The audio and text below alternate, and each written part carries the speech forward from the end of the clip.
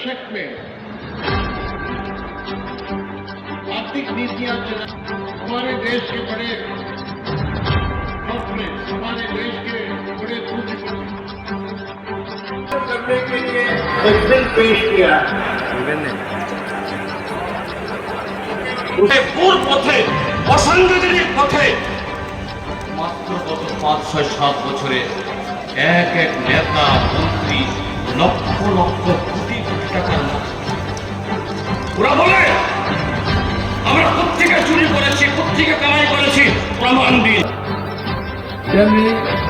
কেন্দ্রীয় কমিটির এখানে মঞ্চে রাজ্য কমিটির তরফ থেকে পার্টির তরফ থেকে এবং আমার নিজের তরফ থেকে সশস্ত্র সংগ্রামী অভিনন্দন জানাচ্ছি।